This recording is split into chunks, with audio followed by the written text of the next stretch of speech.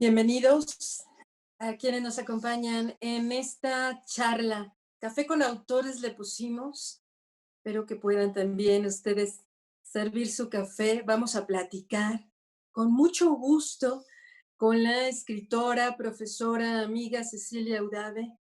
Y va a platicar con ella Daniela Monroy, estudiante de la maestría en literatura hispanoamericana, en el marco de un homenaje, muy merecido homenaje. A mí me impresionó darme cuenta de que Amparo Dávila, esa gran escritora que me parece con mucho gusto que cada vez empezamos a leer más, algunos por supuesto la han leído desde siempre, pero que de pronto descubramos que otros también se acercan, es maravilloso.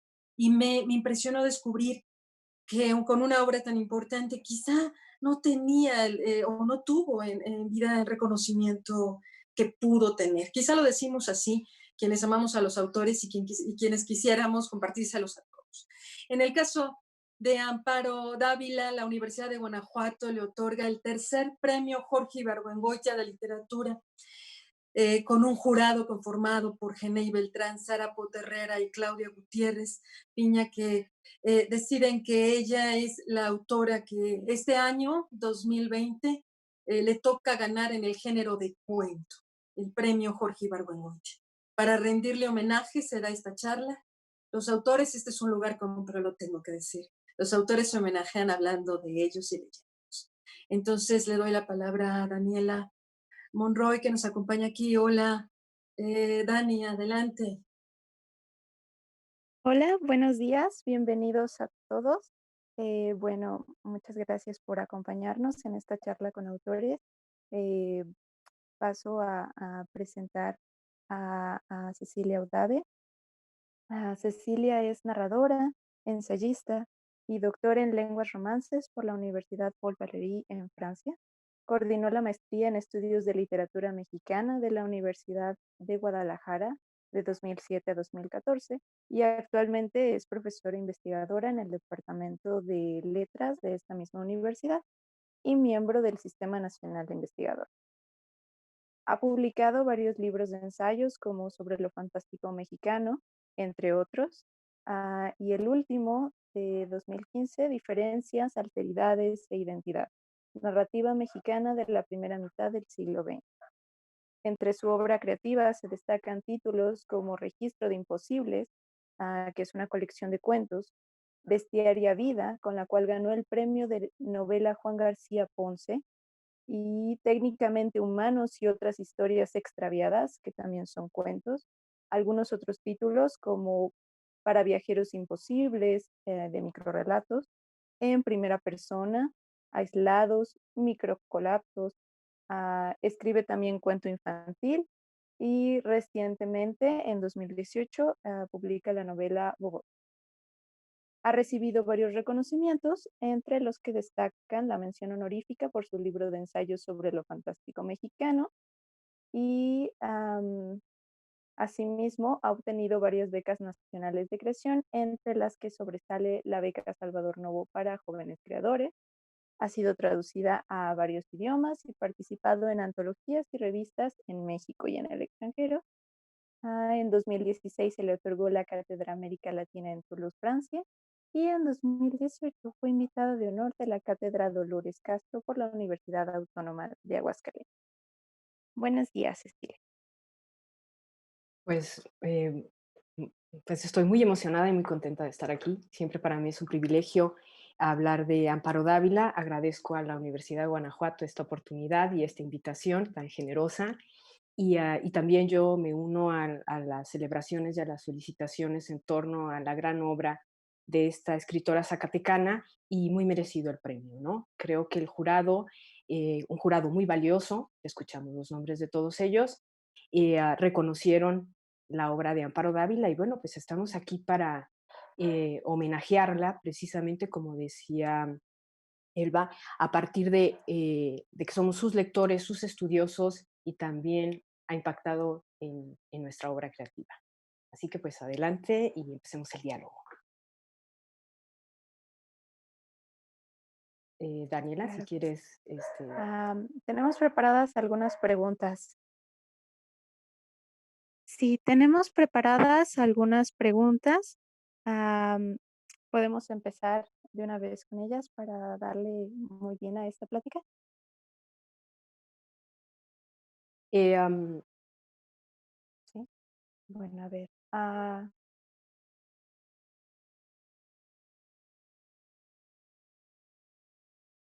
Quizá podríamos empezar, ¿no?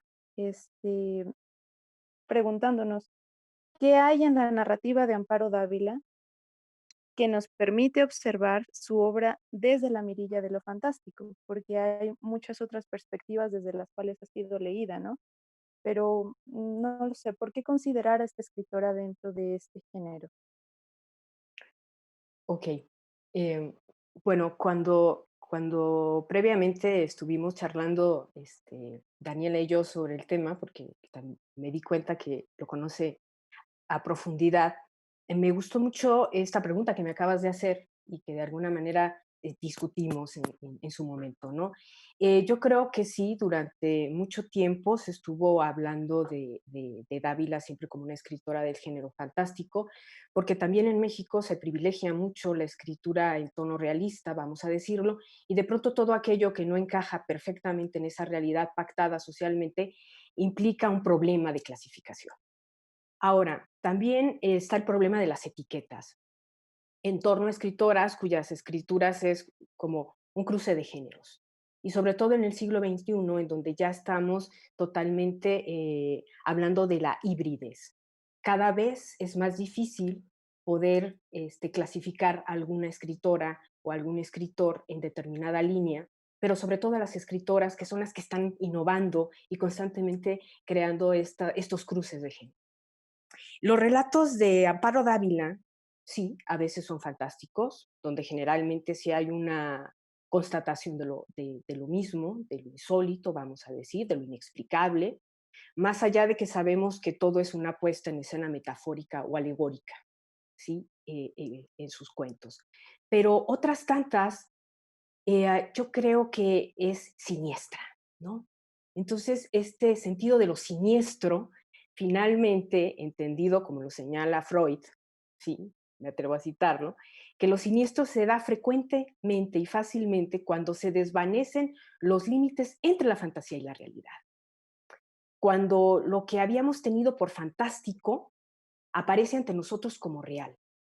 Cuando un símbolo asume el lugar y la importancia de lo simbolizado, y así sucesivamente. Pienso en un cuento que es muy claro, por ejemplo, el de Música Concreta, ¿no?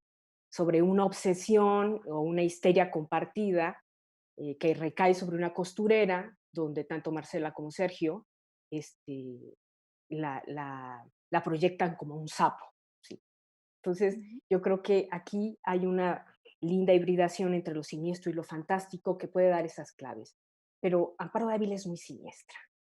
Ahora, hay unas nuevas modalidades, y aquí también me permitiría anotarlo, que sería una modalidad de lo fantástico. Estamos hablando de una modalidad de lo fantástico que tiene que ver con lo que Carmen Alemán Ibay ha considerado la narrativa de lo inusual. ¿Sí?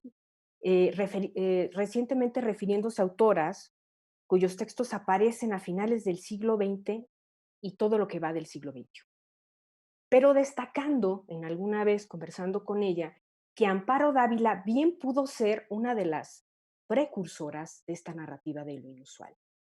Sin embargo, más anclada en este sentido de lo siniestro, que en esta modalidad que se desliza en enmascaramientos fantásticos aparentes, pero que sigue teniendo una singularidad, una exacerbación que va más allá de la metáfora evidente.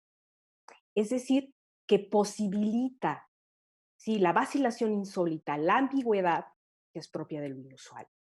porque de esta forma, y aquí la voy a citar directamente, prima la incertidumbre, aunque los hechos transcurran en el plano real con transcripciones hacia lo onírico o lo delirante.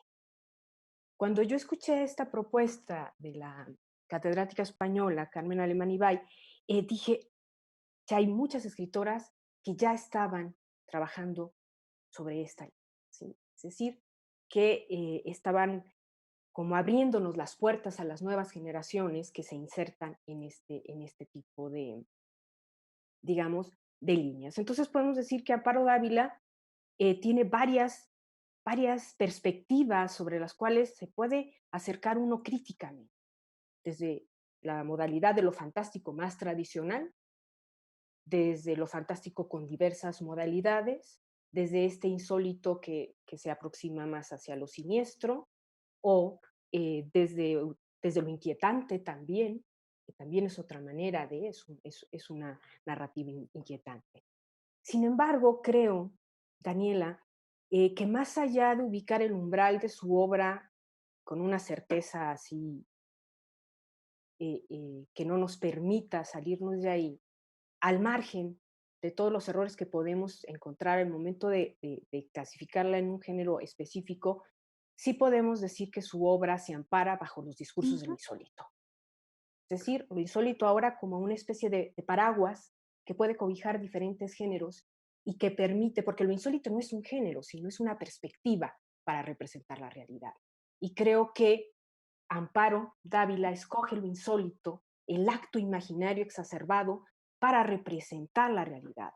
Y le da una vuelta de tuerca gracias a eso, ¿no?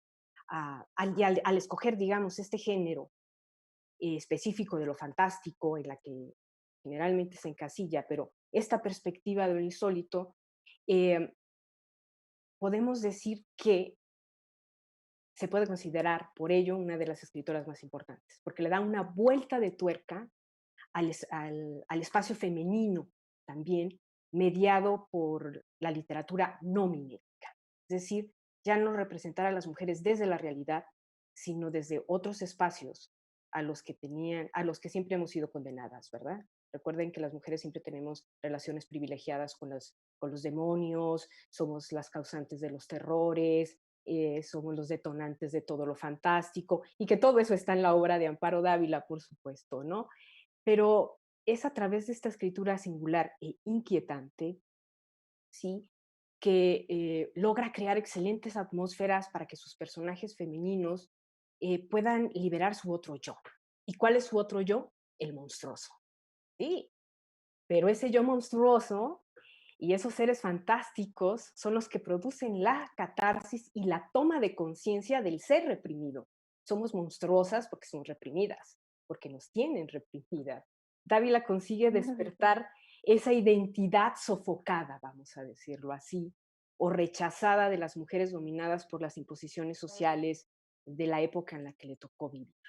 Y ahí tenemos cuentos maravillosos como La celda o El huésped, ¿sí? En ese sentido, que son cuentos donde Amparo Mm, Dávila visibiliza su contexto de opresión y descalificación, usando como pretexto, insisto, los mundos insólitos en los que se mueven sus personajes.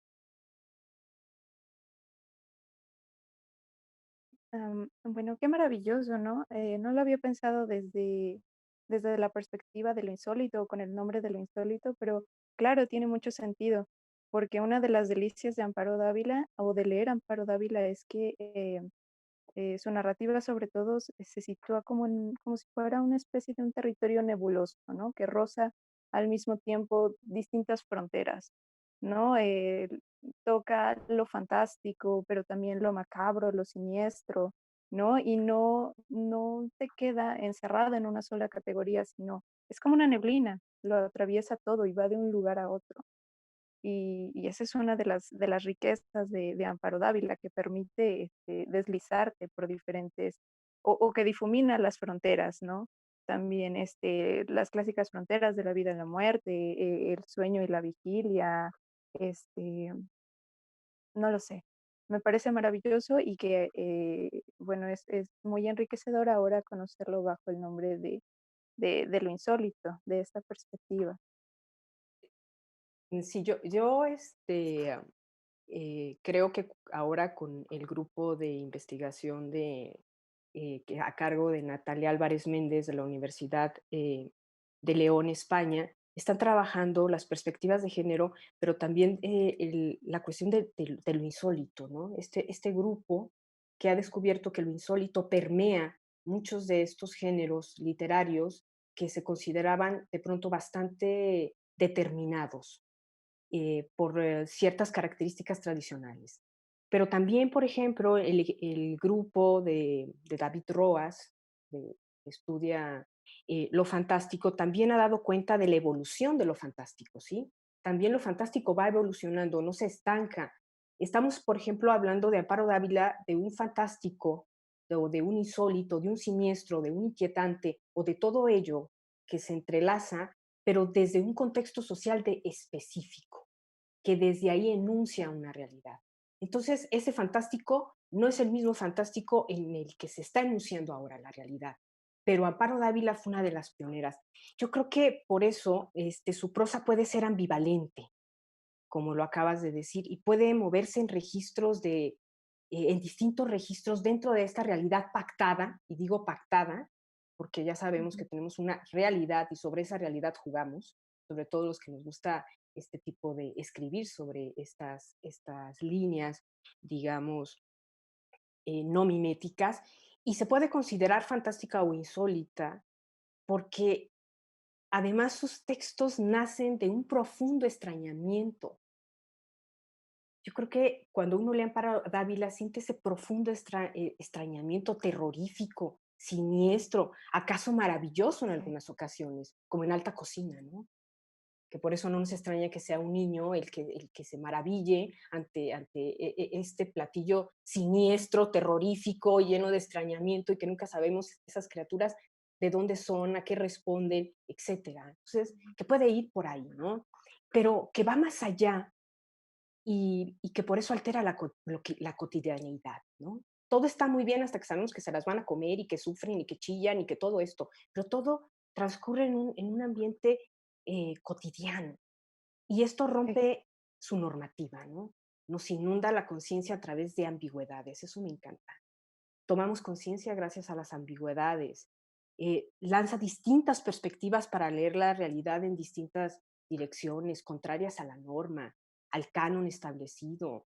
Fractura el yo femenino en muchos de sus cuentos y al hacerlo, insisto, lo libera.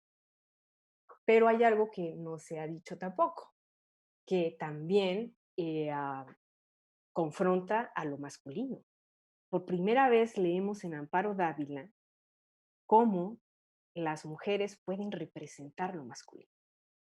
Es decir, no solamente representa a las mujeres, sino también representa a lo masculino.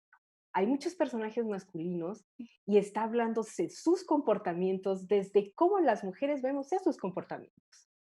Y es interesante porque ellos también son presas de las mismas convenciones sociales.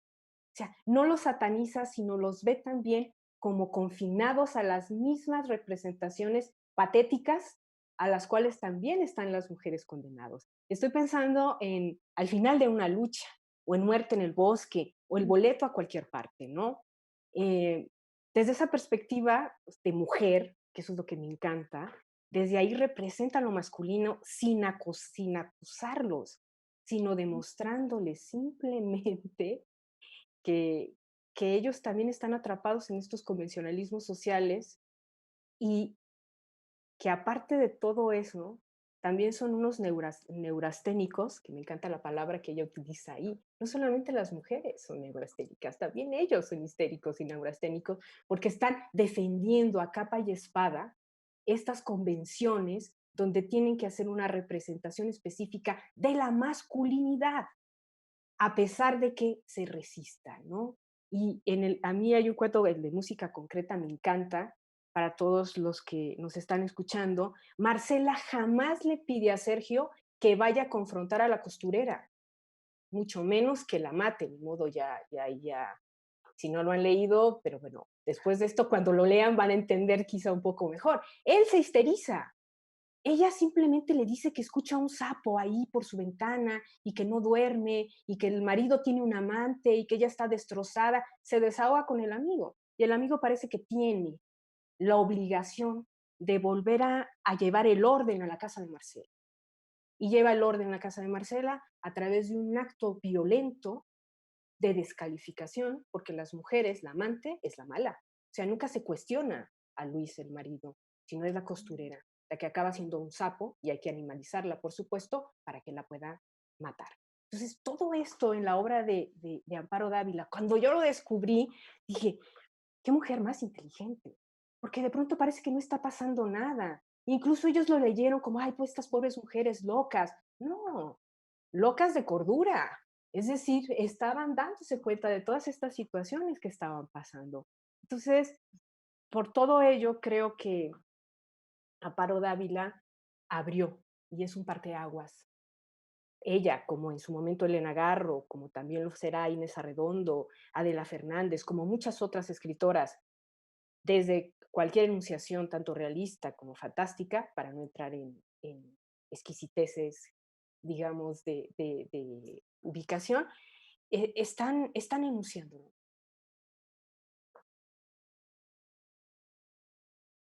Es un poco Ay, perturbador y siniestro, ¿verdad? Pero sí, sí. hay que verlo así, ¿no? También habla de los hombres, también los desenmascara y también los confronta.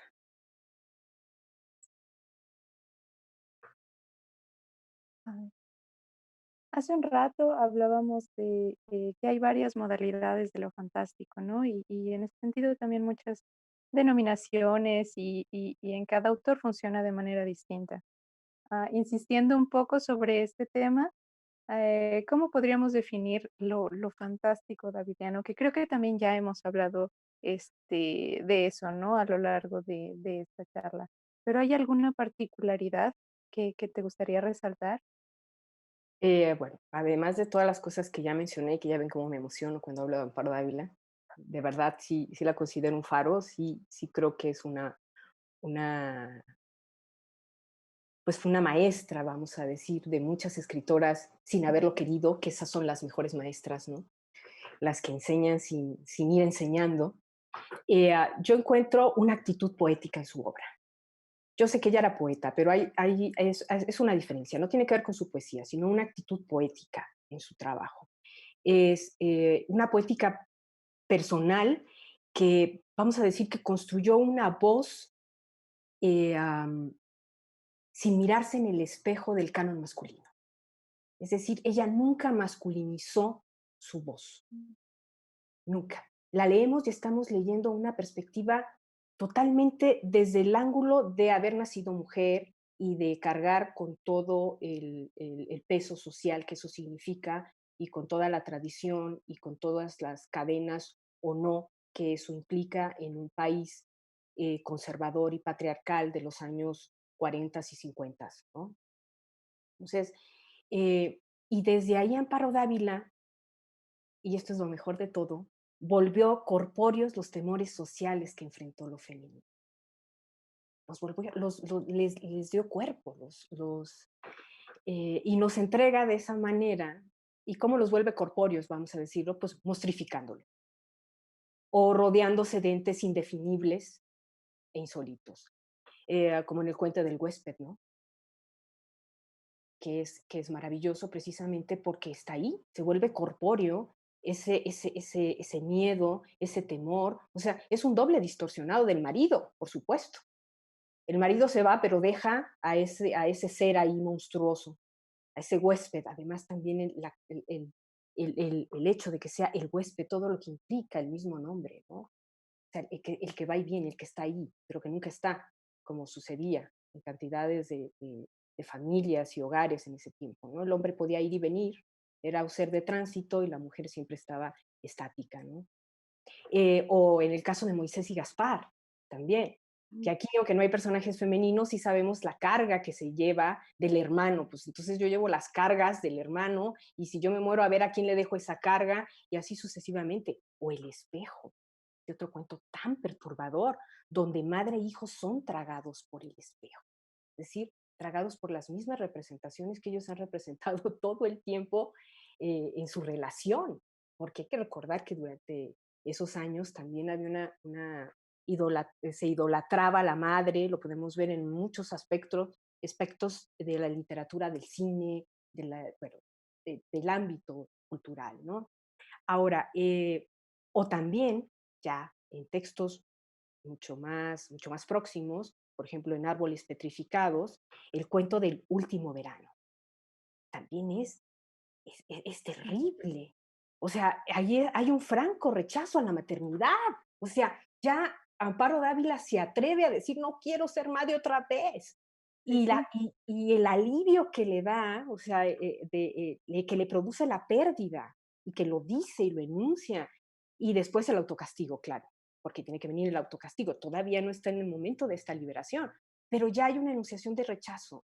Y, y bueno, ese es autocastigo, la necesidad del sacrificio para saldar cuentas con lo establecido, etcétera, pero que ya nos dice, qué atrapadas estamos, no podemos decirlo, y si lo decimos estamos castigadas.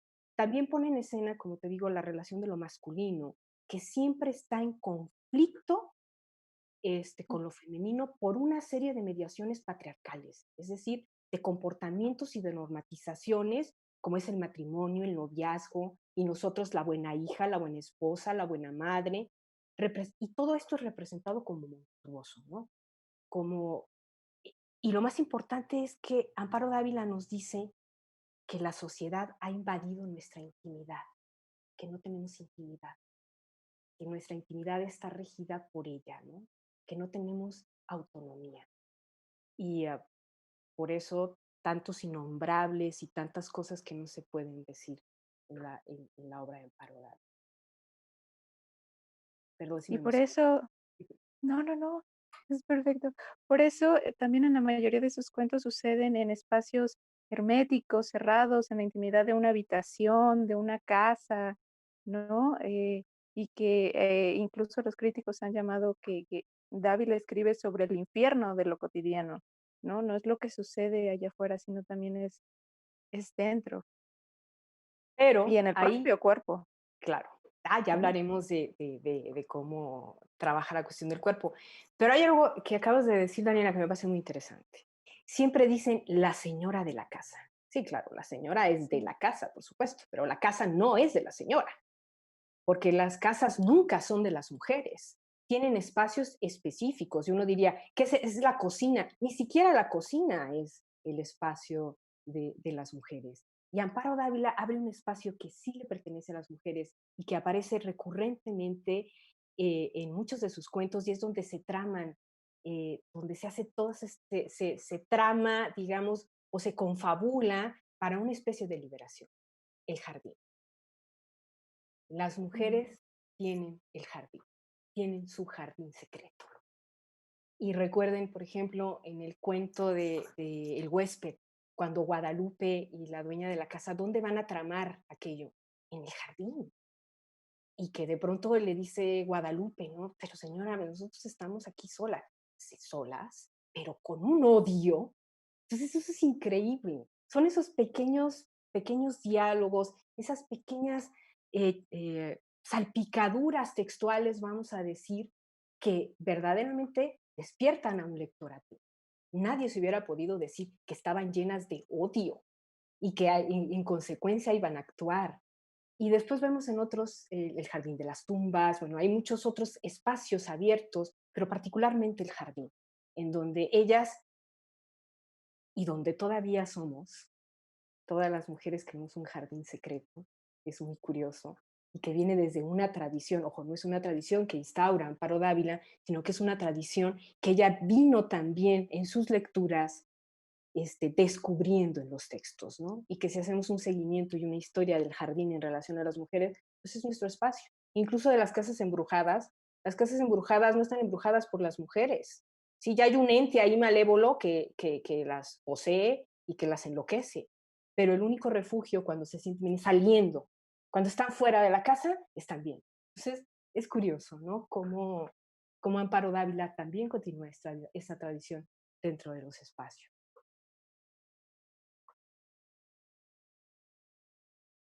Sí.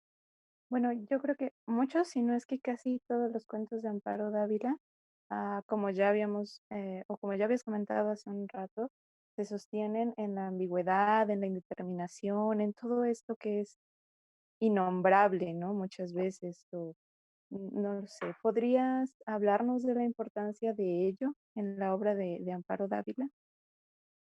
Y claro, am, que esa pregunta me gusta mucho, ¿no? Porque si hemos hablado, pero ¿cómo Amparo Dávila consigue esa ambigüedad? ¿No? ¿Cómo lo hace? Bueno, yo creo que en todos sus libros ella usa las analogías, los juegos alegóricos, que son las armas más poderosas del misolito. Es decir, es la llave principal de la ambigüedad, las alegorías y los juegos alegóricos, porque ahí nos enfrentamos precisamente a una dificultad para clasificar o para encasillar algo o alguien, como lo hemos estado viendo, ¿no? Por ello, las mujeres en sus cuentos o sus personajes en general van más allá de su género, es decir, de su género de ser hombres o de ser mujeres. O sea, de pronto ya no saben qué son, ya no se pueden identificar, están completamente confundidos. Y eso es lo que nos despierta. ¿Cómo vamos a conducirnos? ¿De qué manera vamos a actuar? ¿No? Y entonces ya no responden estrictamente, vamos a decir, a las figuras convencionales del monstruo, de los espectros, de los fantasmas, de los locos o las locas, de los amantes, de los seres ambivalentes, sino que se van moviendo en espacios cada vez más ambiguos, ¿no? En la delgada línea entre lo real y lo insólito. Ni son una cosa ni son otra, pero se aproximan. Entonces quedan como seres nebulosos. Me gustó mucho, Daniela, lo que dices, como si fueran una especie de neblina en un umbral, ¿no? Y yo creo que es esa su singularidad, dotar de ambigüedad sus textos para que las mujeres, insisto, principalmente, adquieran visibilidad en su México, en el México contemporáneo que le toca vivir a Paro Dávila. Ahora tenemos otro México y trabajamos otro tipo de ambigüedades o trabajamos otro tipo de relación con nuestro contexto. Ahora, eh, esta visibilidad se ve, va a evidenciar y va a reforzar el espacio íntimo. Pero cuando hablo del espacio íntimo propio de lo femenino, que ya vimos que, por ejemplo, puede ser el jardín, es para desafiar lo alterio, es decir, para desafiar al otro. Y no me refiero al otro solamente masculino, sino también femenino, ¿eh? Porque también en muchos de los textos de Amparo Dávila está el enfrentamiento de las mujeres con las mujeres. Esta cuestión también que ella no puede escaparse porque es mujer de su tiempo, donde están las buenas mujeres y las malas mujeres y desde ahí también establece una relación. Y está la familia y lo que está fuera de la familia. O sea, ella tampoco puede romper con todo, pero sí está consciente de que hay que revalorar todas esas posturas. Todavía no sabe cómo, pero ya nos está dando las claves. Claves que pueden ser conscientes o no conscientes en su obra, pero que ya está dando una clave, ¿no? Así entonces la casa, la cocina, la habitación, los armarios, los espejos, los sótanos, eh, son espacios de confinamiento, pero sobre todo el cuerpo. Ya que hablabas del cuerpo, dije, vamos a llegar al cuerpo, ¿no? Pero sobre todo el cuerpo, que son los lugares, el cuerpo es el lugar para trascender y reconocer el confinamiento del que son objetos.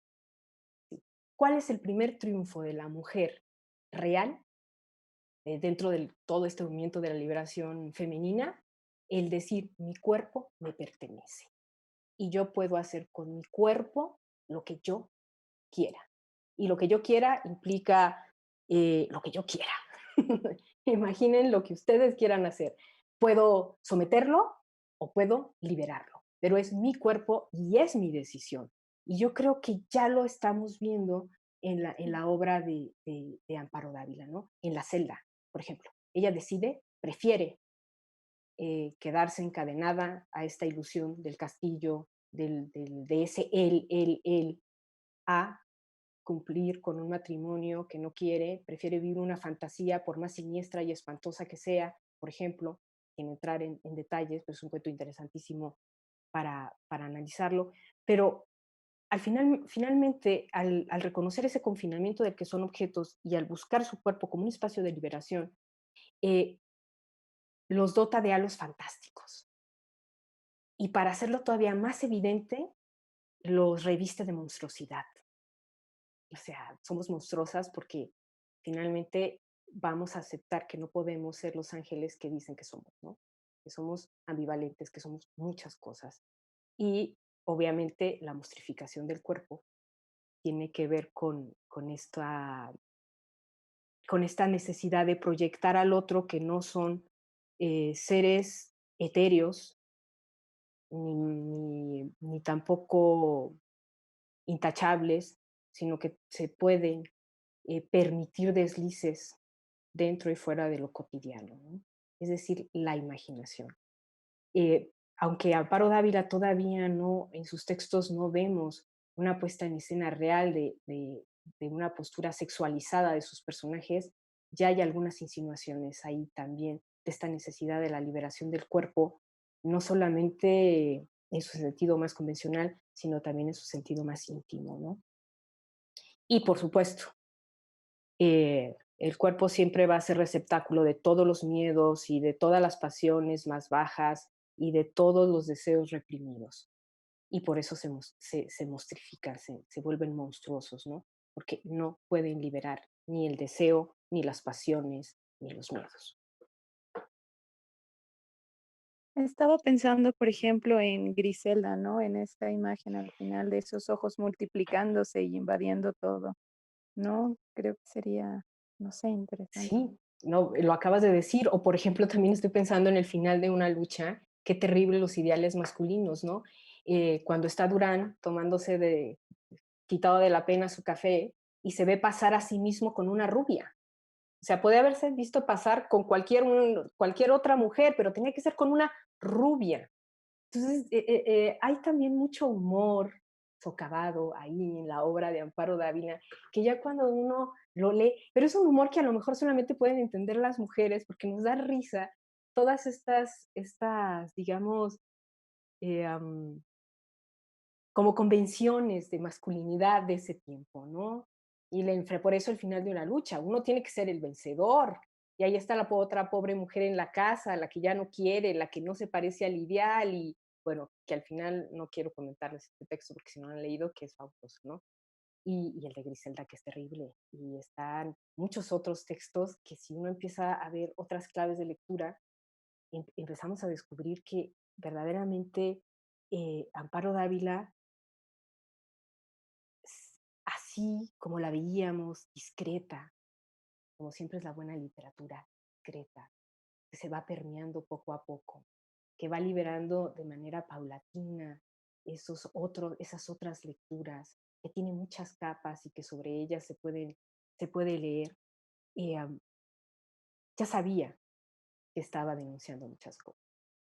Hay un grado de conciencia. Están perfectamente construidos los cuentos. No se le escapa nada, sobre todo en tiempo destrozado y música concreta, porque está en un momento específico de su vida, porque pasan 16 años después, cuando ya escribe Árboles Petrificados, y ahí hay otra Amparo Dávila, ¿no? Con otros rumores, con otras preocupaciones, ya madre, ya inserta en una familia, ya rodeada de ciertas convenciones distintas a la primera Amparo Dávila. Entonces, si uno también va haciendo un recorrido de acuerdo a la cronología de sus libros, va descubriendo cómo va creciendo esta Amparo Dávila y va denunciando otras cosas que van impactando en su universo personal, pero que al mismo tiempo en el universo de las mujeres que le rodean, ¿no? Y por lo tanto también valida todavía más su, su literatura. Bueno, al inicio de esta charla estábamos conversando sobre también otras escritoras, ¿no? Que podrían ser vistas también dentro de estos territorios que tienen que ver con lo fantástico, lo insólito, lo inusual. Am, Podríamos hablar sobre los vínculos que establece la obra de Amparo Dávila con escritoras como Inés Arredondo o Guadalupe Dueñas, pero también cómo ha impactado su obra en nuevas generaciones no sé, por llamarlo de alguna manera, en las herederas de Amparo Dávila. Ok. Y qué bonito eso de las herederas de Amparo Dávila, ¿no? Yo creo que Amparo Dávila, si estuviera ahorita viva y viendo esto, diría, ¿cuántas hijas tengo, no? No solamente las hijas que tuvo, sino cuántas otras hijas que no conoce, o ese legado que ella jamás creyó, porque las personas que tuvimos la suerte de conocerla, aunque sea brevemente, sabíamos de su generosidad, de su sencillez, no le gustaba incluso hablar mucho de su obra, porque ya había dicho lo que tenía que decir y porque también la vida es vida, ¿verdad? No estaba casada con la fama, era otra manera de, ya el hecho de escribir un libro y de decir lo que quería decir, bah, no necesitó hacer miles de páginas para quedarse entre nosotros. Ahora, lo que me comentas, por ejemplo, en el caso de Elena Garro, Guadalupe Dueñas, eh, Adela Fernández, quizá también, son bastante contemporáneas, ¿no? Quizá Inés Arredondo es un poco, se aleja un poquito, no mucho, algún par de décadas, una década y algo, pero yo sí creo que comparten, como bien lo señalas, algunas líneas o algunas perspectivas. Por ejemplo, Inés Arredondo, el libro que a mí más me gusta de Inés Arredondo es Río Subterráneo, de 1979, o será porque yo lo leí en, después, como en los 80, pero está, por ejemplo, el cuento de la tsunamita, ¿no? Que es así como el cuento clásico de Inés Arredondo, en su primer libro, que es de La Señal de 1965, si no me equivoco. Em, y yo creo que ahí, cuando yo leí a Inés Arredondo y que ahorita la volví un poco a releer, porque tengo ahí también Río Subterráneo, pero conozco también muy bien este otro cuento, yo creo que comparten lo siniestro, comparten lo siniestro. Por ello a veces sentimos un rumor insólito en los textos de Inés Arredondo, pero Inés Arredondo es más bien siniestra, muy siniestra, y que responde también a su momento específico y al grupo en el que estaba insertado, de la Casa del Lago, y a los grupos de ruptura, y a todo esto que se da en el momento en el que Inés Arredondo está escribiendo. Sin embargo, por ejemplo, con Guadalupe Dueñas, sí está el rumor de lo fantástico y de lo maravilloso, y también de la brevedad, ¿no? La noche tiene un árbol. Yo creo que Dueñas, eh, más que Dávila incluso, utilizan el acto imaginario, o sea, son más insólitas, vamos, es más insólita, vamos a decirlo, podemos encontrar textos eh, eh, que funcionan también como muchas alegorías, pero que al final también pueden ser muy maravillosos. Am, de ahí que se le considere también a ella como una de las primeras iniciadoras del realismo mágico, de lo de que después se conoció como realismo mágico, ¿no? Todo el mundo le decía a Elena Garro, esta es una anécdota que me contaron y me parece muy interesante, que Elena Garro era la iniciadora del realismo mágico. Y ella se reía y decía, no, ahí está Guadalupe Dueñas, vayan y pregúntenle a Guadalupe Dueñas. Ellas echándose la culpa una a la otra, nadie quería la etiqueta, porque no querían ser etiquetadas tampoco. Creo que eso es importante, ¿no? O sea, no estaban preocupadas por despuntar o por ser cabeza de una etiqueta, sino que estaban escribiendo también su obra. Y creo que eso es muy válido reconocerle a todas las mujeres que escribieron durante este periodo, ¿no? Estaban más preocupadas por su obra y por poder visibilizar su manera de representar el mundo que el lugar en donde se les iba a etiquetar o donde se les iba a ubicar, ¿no? Y que después, bueno, finalmente ya sabemos que el que se quedó con la etiqueta pues fue Gabriel García Márquez, ¿no? Con una estupenda novela que son Cien años de soledad, nadie discute lo contrario, pero que finalmente él se le va a reconocer como el iniciador de esta tendencia o de esta modalidad. Ahora, pero yo sí considero que aunque ellas eran sus contemporáneas, como decía, y están muy próximas a Amparo Dávila, las verdaderas herederas de su escritura son las nacidas a finales de los 60 y los 70. Las primeras herederas, ¿eh? Porque luego ya vienen las herederas digamos, mucho más contemporáneo. Porque luego hubo como una especie de nube ahí y después otra vez vuelve Amparo Dávila. Ella viene como por oleadas. Esto es interesante. Cuando se recrudece más la intervención patriarcal sobre lo femenino, aparece Amparo Dávila, ¿no? Como defensora. O sea, nuevamente la leemos y nuevamente la revaloramos. Entonces, quienes la leímos, insisto, con verdadera admiración, descubrimos en su obra a una interlocutora. O sea, no nada más la estábamos leyendo, sino que había una retroalimentación, ¿no? Eh, como si hubiera escrito para nosotras, como si nos estuviera viendo una puerta, una ventana. Así fue mi experiencia, ¿no? Para atrevernos a enunciar y a denunciar, insisto, como se está haciendo actualmente, los puntos álgidos que nos encadenan a ciertas convenciones sociales, porque nos siguen encadenando, ¿eh? O sea, no estamos liberadas del todo y falta mucho, o sea, falta muchísimo.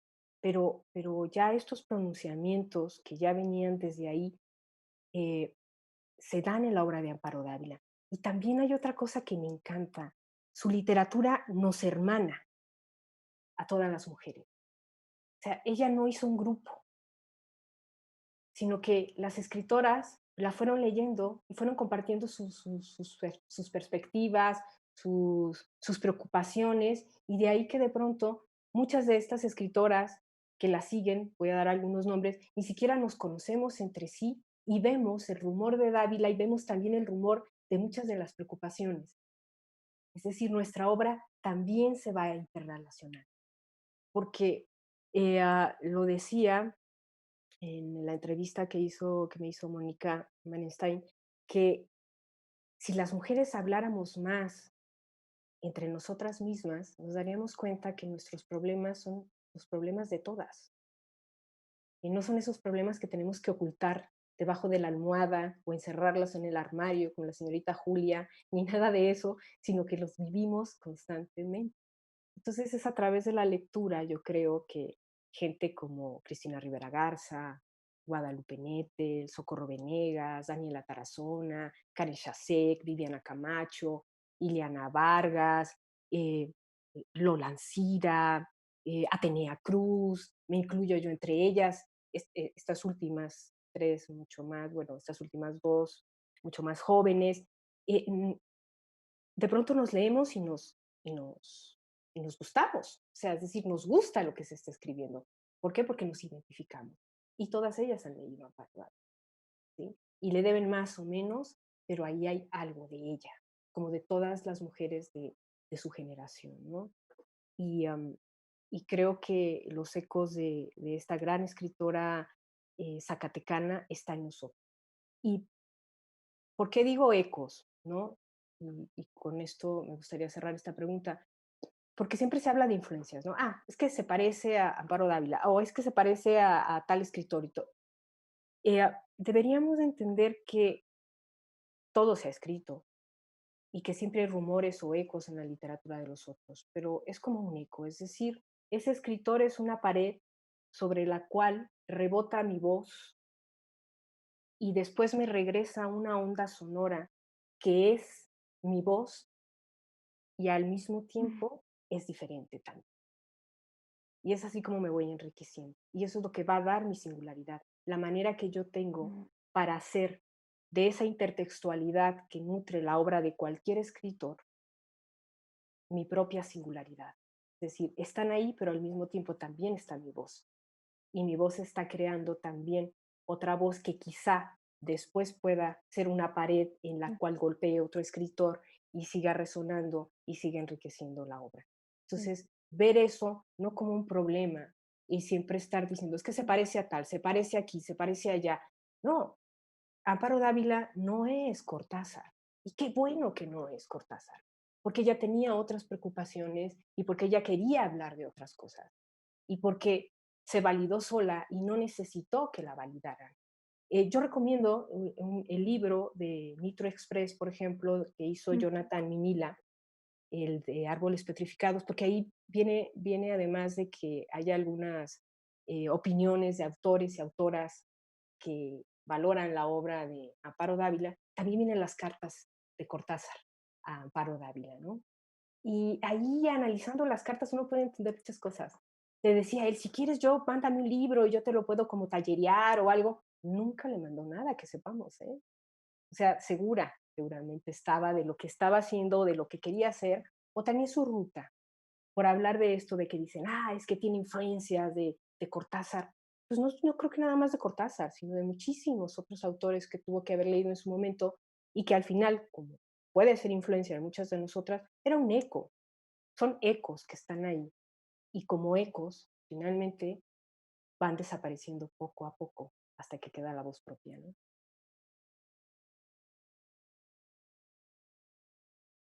Bueno, me parece un maravilloso cierre a la pregunta. No sé si tenemos espacio para alguna otra pregunta o si hay alguna pregunta de los que nos estén viendo que podamos responder. ¿O sí? No, yo quiero comentar, ha sido delicioso escucharlas, de verdad. Además, el repensar desde lo, como decía Cecilia, desde lo insólito, pero también estas otras zonas donde estamos hablando ya no solamente de esos personajes femeninos de villanos, sino también de esa confrontación con las masculinidades, que al momento que lo decía yo pensaba, claro, en tantos personajes que están ahí, ¿no? En todos esos límites. Me gustaría comentar algo que para mí se trazó también de alguna manera. Creo que el sonido, la música, lo sabemos, es fundamental en David, pero la incomunicación también. Cuando estaban platicando de los espacios cerrados, pero también de este jardín, que además a mí me dio el vuelco el corazón cuando estaban hablando del jardín, porque me parece que, por supuesto, la tradición literaria lo tiene de forma importante, pero pensé también en esa incomunicación, o sea, no solo te encierras en los espacios, creo que es muy, que me parece a mí, me gustaría escuchar a Cecilia, creo que es muy recurrente el no poder hablarse, el no poder decirse las cosas en el caso de Dávila. Creo que puede impactar también sus construcciones de ambigüedad, pero también una crítica a dónde están parados estos personajes.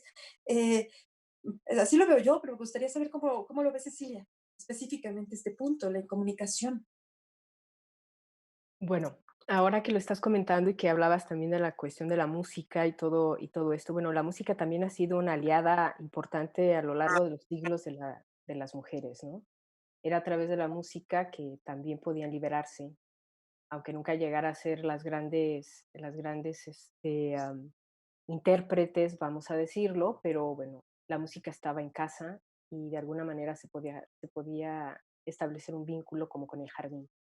Ahora, esta cuestión de la incomunicación que se da, sobre todo de madres e hijas, donde ya se empieza a gestar lo que después también se está trabajando en algunos otros aspectos, genera una especie de matrofobia, ¿no? O sea, la madre que acaba enseñándole a la hija lo que tiene que ser y cómo reproducirla.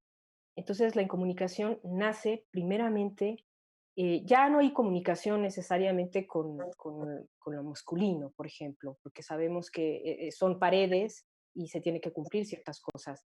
Pero también Amparo Dávila está hablando de la incomunicación con otras mujeres que no se permiten hablar, como decía en un momento, pero también la comunicación con uno mismo.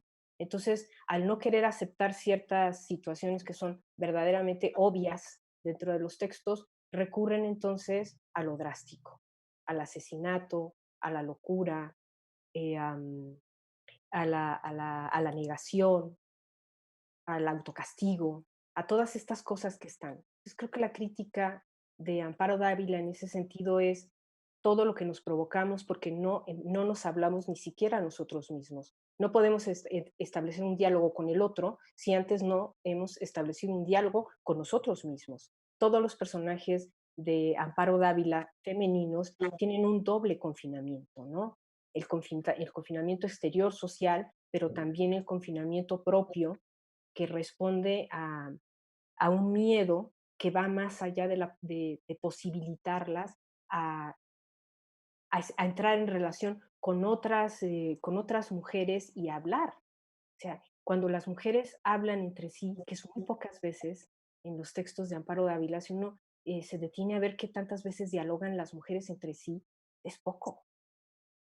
Mantienen más diálogos con lo masculino que con lo femenino.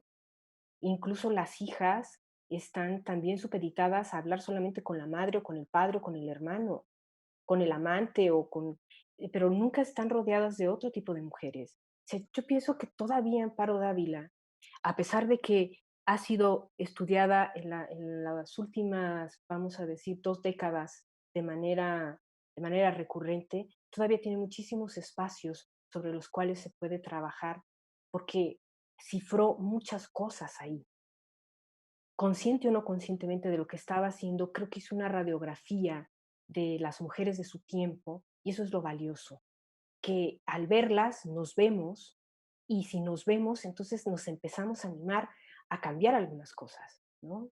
A eh, romper patrones, a establecer otras direcciones, a asumir nuestro papel de mujeres sin miedo, sin vergüenza, sin penas, sin tabús, y a exigir también el lugar que nos pertenece.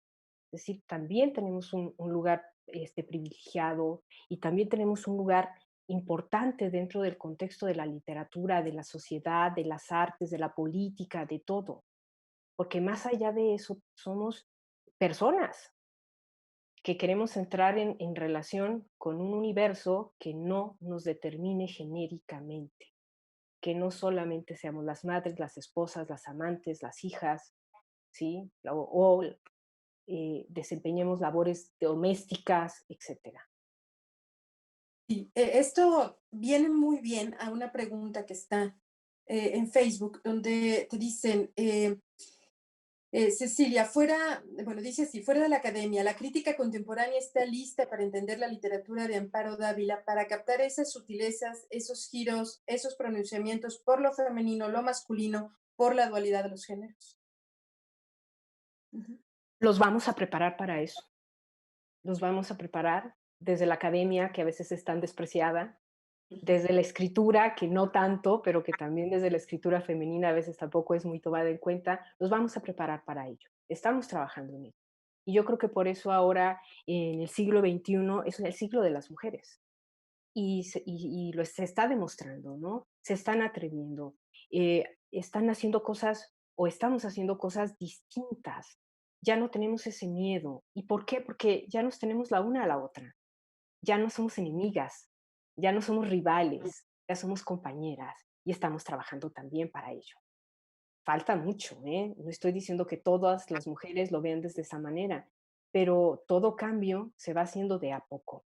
Y creo que estos espacios, por ejemplo, poder hablar de ello ahora, que surjan este tipo de preguntas, pues yo creo que hay que hacer como Amparo Dávila. Ella no estaba esperando esto, ella estaba escribiendo, y sabía que en algún momento alguien iba a encontrar eco en, en, eh, o se iba a volver un eco también en sus textos, y iba a trabajar sobre ello. Estamos trabajando para ello. Las mujeres y también muchos chicos, también muchos hombres. Hay una nueva generación que también ya se está dando cuenta. Les cuesta trabajo, ¿eh? Les cuesta trabajo, y ahora está esta cuestión de las nuevas masculinidades y todo esto que yo todavía no acabo de entender muy bien, pero me empaparé. Pero no está en juego la masculinidad ni la feminidad de nadie, sino lo que creo que está en juego es la visibilidad y el respeto que se tiene que dar a las diferentes perspectivas. No estamos la literatura no tiene sexo, estoy de acuerdo, pero sí tiene perspectivas. Es decir, si yo nazco mujer, tengo una perspectiva porque socialmente he sido educada de esa manera y veo el mundo desde esa manera, como ellos también. Entonces, lo que hay que hacer es empatar estas perspectivas, respetarlas, y que no vayan paralelas, sino que de pronto puedan entrecruzarse para así poder disfrutar de unas y de otras sin conflicto. Si nos preguntan, bueno, no, bueno, a ver si tú ubicas. ¿Cuál es el último título que citaste de Dávila? Nos preguntan, Ah, recuerdo que estás dando cuentos, ¿no? Pero o el libro más bien. árboles petrificados. Árboles petrificados es el último libro que cité. De todos modos, no es muy difícil Perdón. encontrar, se encuentra la obra completa, reunida. De hecho, hay también sus últimos cuentos, que se ve que responden a diferentes momentos de su vida. que es una reunión que hicieron ahí al final, Ojos Bien Abiertos, creo que se llama, ¿no? ¿Verdad? Eso es una película. Ahorita voy a recordar el título No, pero exacto. sí, con los ojos Con los abiertos. ojos abiertos, Es con una los preciosidad. ojos abiertos. ¿Eh? Me parece una preciosidad. Sí, con los ojos abiertos, que ahí vemos cómo hay una Amparo Dávila mixta, ¿no?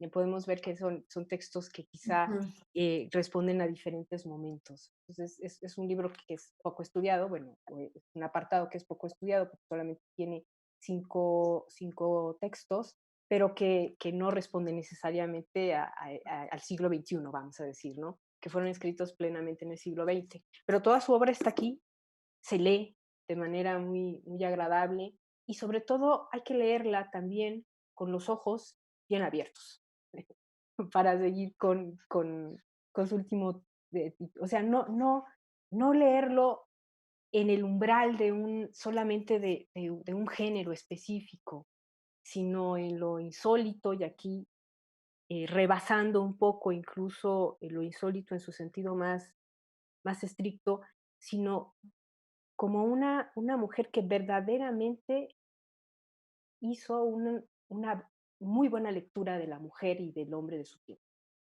y de sus enfrentamientos, ¿no? Y de sus problemáticas. En Amparo Dávila, mucha gente dice: "Hay buenos y malos". No, yo pienso que todos son seres fracturados, ostrificados, desamparados, solos, que no encuentran sosiego en ninguna parte. Entonces, el sosiego se lo da el lector en el momento en el que entiende que no tenían otras alternativas, pero que ahora nosotros sí tenemos muchas otras alternativas y si no, vamos a fabricarlas, ¿no? Y si no nos toca a nosotros, les tocará a las nuevas generaciones, pero como Amparo Dávila trabajó para nosotras, nosotras vamos a trabajar para esas otras Mm. generaciones. ¿Y por qué hablo de nosotras? Porque también está bien. Alguien dirá, y no ha mencionado a ningún autor. Pues a veces nunca mencionan a ninguna autora. En este caso, ¿no? Estamos hablando de Amparo Dávila, estamos celebrando a Amparo Dávila. Entonces, estamos viendo su legado y aunque hay muchos escritores que también la reconocen, creo que es entre ellos Alberto Chimal, Bernardo Esquinca, bueno, Bernardo Fernández Beff, o sea, muchísima gente que sabe también del legado de Amparo Dávila, creo que es a nosotros a quien de alguna manera nos, o queremos pensar que nos dirigía su discurso, ¿no? Mm. Bueno, me toca agradecerles a ambas. Creo que por muchas razones esta feria es insólita. No esperábamos que fuera para empezar en este tipo de espacio, pero también es muy grato que este tipo de espacio nos permita dialogar con más personas, que podamos hablar de Dávila hasta con un eco mucho más amplio. En el programa hay también una lectura que hace Cecilia Udave de Alta Cocina de Dávila. Tenemos un par de lectoras también ahí invitadas, el estudiante Daniela Guerrero que lee la carta. Tenemos también a Yasmín Tapia del Seminario de Literatura Fantástica de la UNAM, que también hace una lectura de Dávila. Y ya que mencionaban al inicio que estamos en estos temas de lo insólito, está por ahí Emiliano González leyendo, lo cual es bastante insólito. Si ustedes saben, Emiliano González no se presenta mucho en público, está por ahí leyendo, tuvimos la presentación de su libro, tenemos a ver, no quiero solamente quedarme en este ámbito, tenemos cuestiones, decíamos ya, quizá no hay que hablar de lo fantástico y lo realista como algo ajeno. Tenemos también otras voces femeninas muy importantes como una lectura de fragmentos de la China Mendoza. Los invitamos a quedarse aquí. Este espacio en particular es un homenaje a Dávila. No se queda aquí, no se acaba hoy. Muchísimas gracias, Cecilia, por todo lo que provocaste. A mí me quedó dando vueltas la cabeza de tantas cosas que me quedé pensando. Deseo retomar a Dávila, que revive al momento que hablamos de ella. Daniela, muchas gracias también por escuchar tus preguntas, tu ánimo, tu participación. Muchas gracias a todos y métanse a la plataforma de la Feria del Libro de la Universidad de Guanajuato. Tenemos estas cosas insólitas y otras más. Gracias.